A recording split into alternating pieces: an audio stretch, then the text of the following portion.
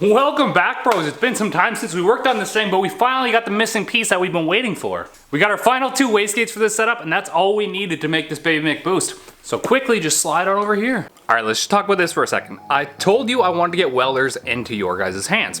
So what we have here is an Everlast 185. It's a TIG machine, but we'll also do stick welding. I don't recommend that, but it will do it. And you have 2 ways to enter. $1 spent at boostedlifestyle.shop gives you 1 entry, or $1 spent at blacksheepindustries.ca will also give you 1 entry. And I did this because I'm trying to push you guys to learn to fabricate, and I know BSI has tons of fabrication materials to work with. The only downside is the wastegates and blow-off valves currently not in stock. We're currently working on getting them back in stock. The 45s are going to be first, which should be somewhere in the next couple of weeks, and then the rest should trickle in after that. But like I said, $1, 1 entry. It's that easy. Obviously we're running out of room at an alarming rate in this garage, so we'll try our best to get this thing fully sorted so this can be pushed in and out when it needs to be. As you can see, we got a little bit of work to do. We're gonna start by bolting up the manifolds, bolting up 4 turbos to get our spacing, and tack welding our wastegate flanges on.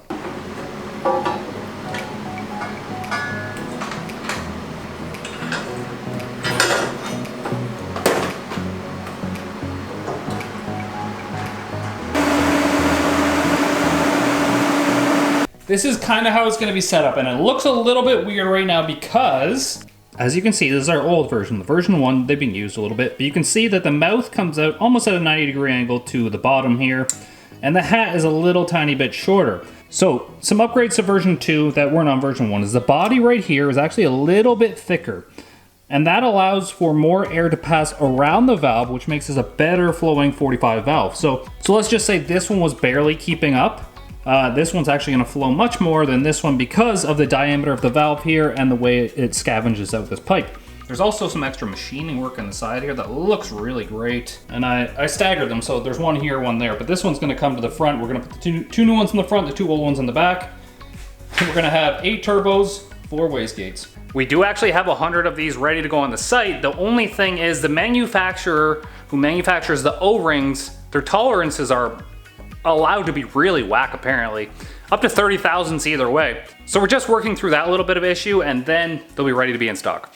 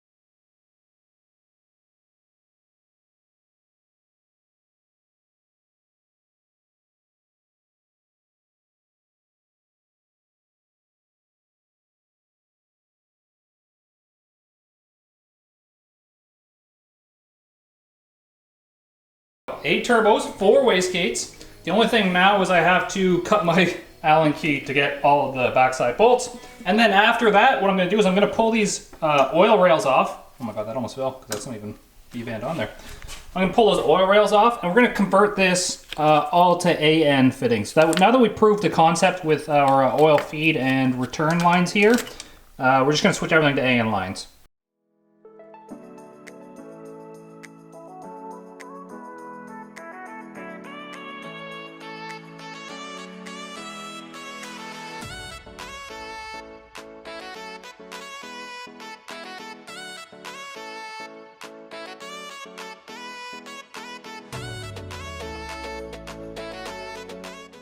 Well, I just let some oil drain out onto the floor over there, I guess.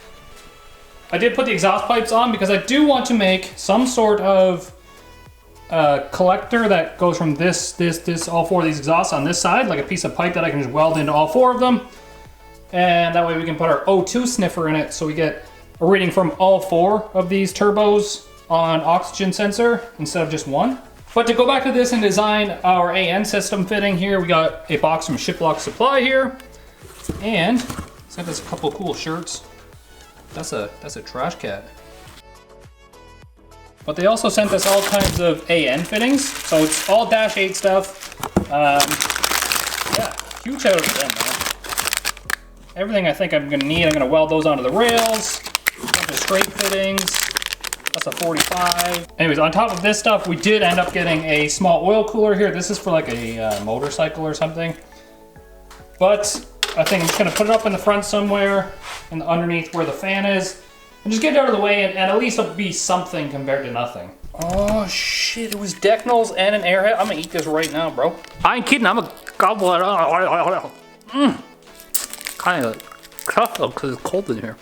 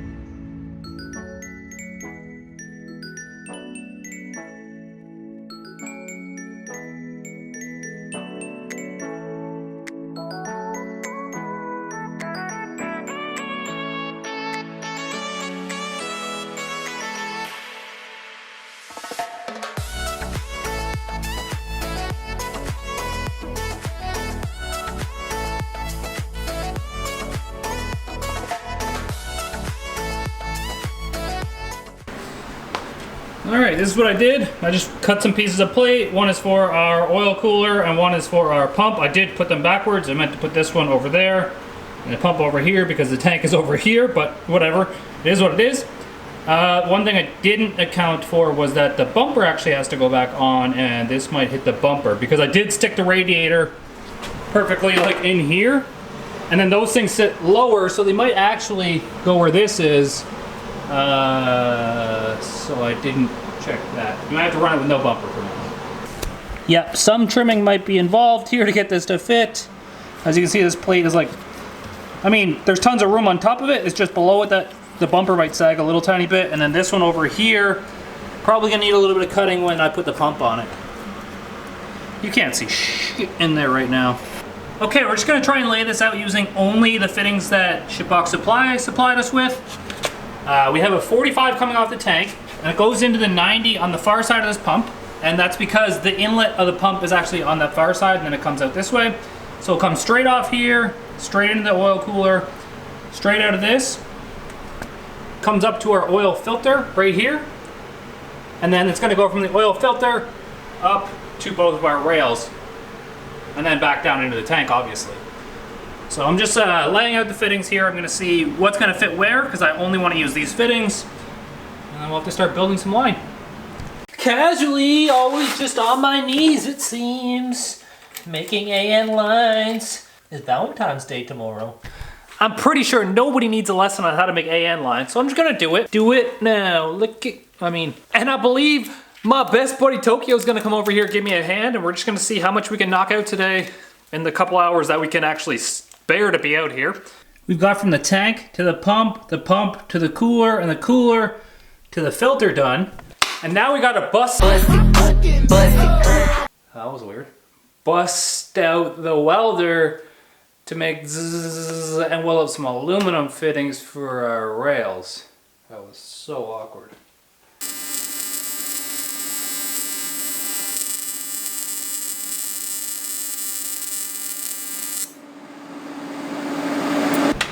Tokyo showed up. He's gonna get these things re-sealed up so we can install them on the rails. I'm gonna go ahead and I'm gonna start working on the exhaust portion here.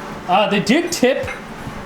The exhaust did tip when I welded the wastegates on the side, so this side slightly in now. You can see it actually in the exhaust. So what I might try and do is grind off some of the tacks, get all of these loose, and then get something on there to make them straight and then re-tack them all up. I don't know.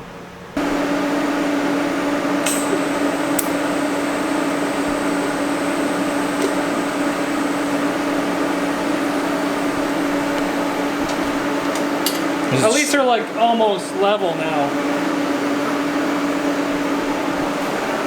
Yeah, because when you're replicating an 8 turbo kit like everybody else builds, you've got to make sure that you get the finite details. Idiots. It was really annoying me when they didn't look all like in a line good. And I'm not the best fabricator in the world by any means, but and because YouTube requires so much so fast, you kind of rush things. Sometimes I just want to slow down and take my time. Sometimes you want to wine it and dine it before you 69 it. Yeah, exactly those words and those orders that you just said. Like the slick back look looks a little bit cooler. Oh yeah, that looks way cooler. See, they're still lined up, like what I was going for, and it took what, an extra 20 or 30 minutes to do it. What I could do though is I could put a big arc in this thing. So I cut this one down to here with like a little bit of radius in it. I wouldn't do anything with that until you figure out what you're going to do for your wastegates. Yeah. So I just want to put them like this, some 90s or whatever to make them 90, and then follow this pipe up.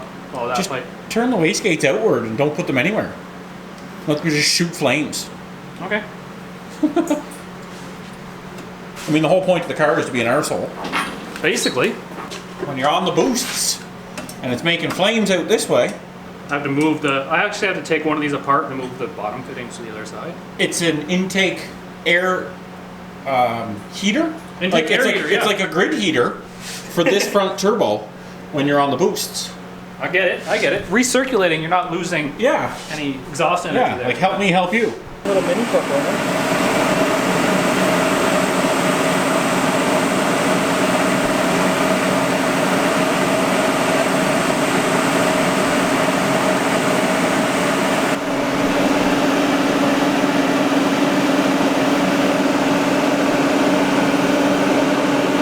Stacking dimes. Alrighty folks, we've got all our feed lines done. This one down here comes from the bottom of the tank, goes into our pump underneath. From the pump, it goes into the oil cooler, and from the cooler, it goes into the oil filter. Into the filter housing. And then it comes up here behind the pump, tees off, and goes into your mom. Tees off on your mom. And now we just have to do the return side, obviously, and the lines from there into here, and then the exhaust pipes. But then it's all done. All right, half the exhaust is done here. It did warp a little tiny bit, so it's not perfectly straight again. We did get our return lines put on. I forgot to mention that. And they go back into the tank here. It'd be nice if that was a 90, but it's not.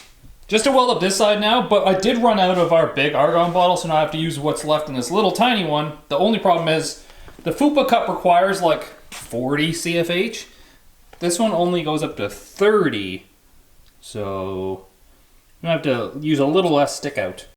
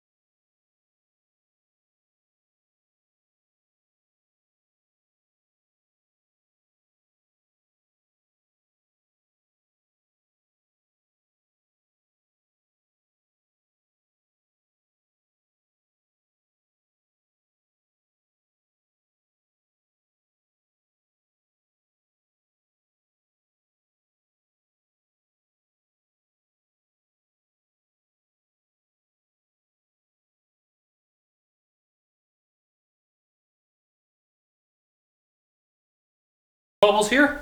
Gonna make sure the engine and carburetor number 4 doesn't get fucked over. You don't have an alternator belt by chance? We don't have an alternator belt. I should probably plug the spark plugs in because we might need those. I don't see any fluid pissing anywhere. There's no pressure up here yet. There it goes. 20 pounds to the turbos. Doesn't look like anything leaking down here.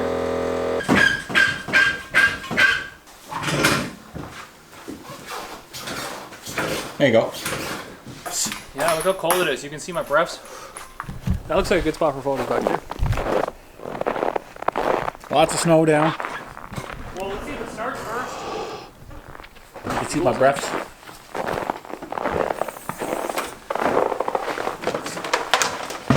You got fuel?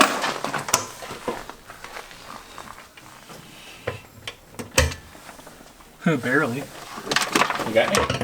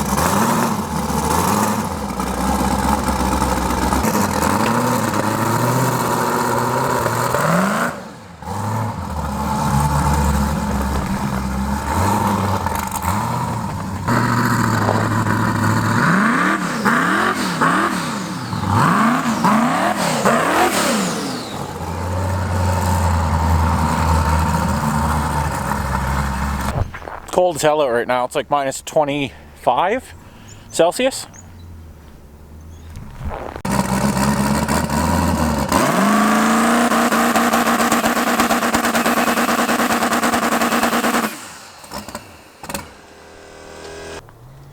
Actually, I should have saved the log.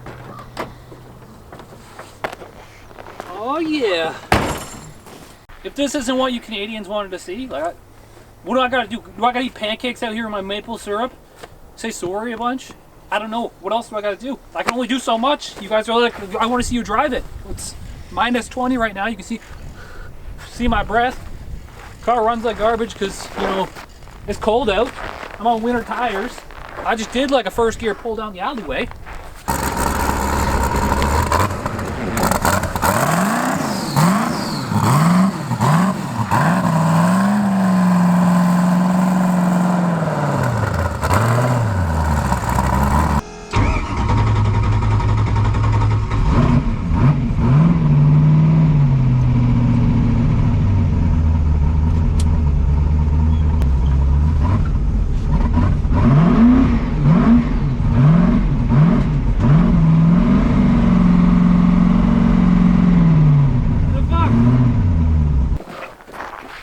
Some of them epic shots.